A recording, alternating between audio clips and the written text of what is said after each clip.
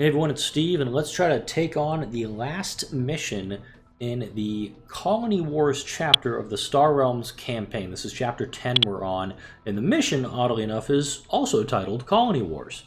You are Commander Brenton Click.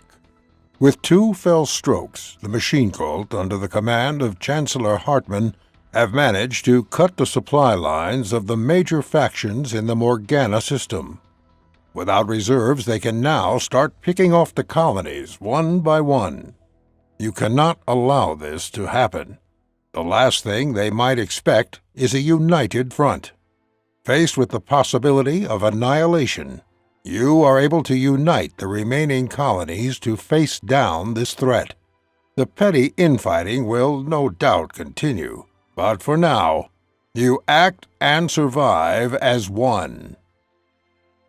Okay, first off, this mission sucks, and I'll explain that when we actually get into the game itself. The achievements: win after generating 10, 15, and 20 trade in a single turn.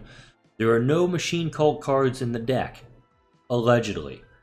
I have played this mission before, and the Machine Cult cards do show up, somehow. I don't understand it. When Hartman would gain trade, he gains authority instead. So he starts off with 60, but if you're not careful, he can get up into the 70s or 80s before you even know it. You have 50 to start off with. And here's another reason this sucks. This is his starting deck. He has his standard 8 and 2, 8 Scouts, 2 Vipers, but he also has every single Machine Cult card that's available in Colony Wars. That's a pain in the ass, because all of these let him scrap cards, so he's going to scrap everything that's in here. We're starting off with a decent deck. We've got the Lancer, 2 Star Barges, 2 Solar Skiffs, a Trade Hauler, only 3 Scouts, 2 Vipers, and the Explorer. So you got to go hard and fast to get some attacking going, to get some defense going. First turn, I'm down to 36 authority. Nothing here is providing a lot in the way of health, so I just took out his first base. Here comes 2 or 3 more. Only 1 more. Thankfully, I got some cards coming my way.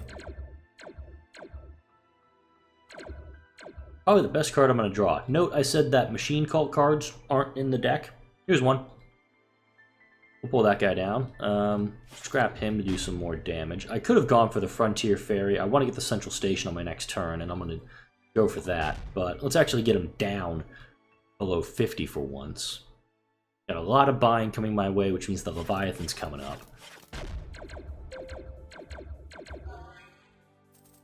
I could go for the Central Station or the Frontier Ferry. I need the Leviathan more.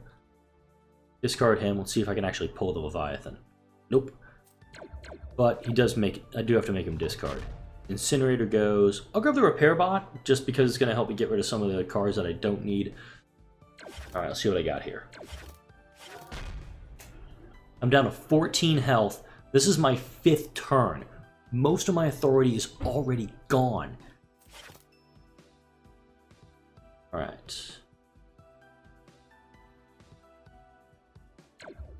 I'm going to scrap the Stellar Reef because it doesn't do much for me right now.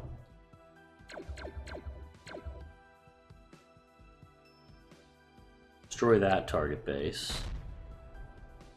This is going to let me put a card into my hand, so I'm going to do that. 6. I need a Scout.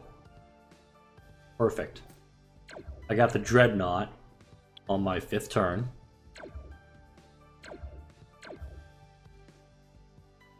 If this somehow actually works, I'm going to be a little pissed off. Okay, here's the fun thing, folks. Right before I did this video, I did another one, and I hit my 3 strikes rule. The AI, Hartman, took me out repeatedly. I mean, just wiped the floor with me. So much so, I lost on turn 8 on the last attempt. I'm on turn 9. I'm going to win. I'm going to scrap my Repair Bot for 2 attack. I'm going to scrap my Battleship for 2 more cards. Mostly I'm going to get them for trade purposes, because I can. Pull down that. Pull down him. I have 51 attack left over after taking out his base. I've got the Star Barge. And it's really because I got the Leviathan. I got the Leviathan out when I did. I was able to get the Dreadnought. I was able to keep pulling the right cards. And in missions like this one, like the final mission in almost every other chapter, and the Colossuses in chapters 5, 6, 7, and 8, dealing with Torres in chapter 9, and right here, this game really comes down to drawing the right cards at the right time.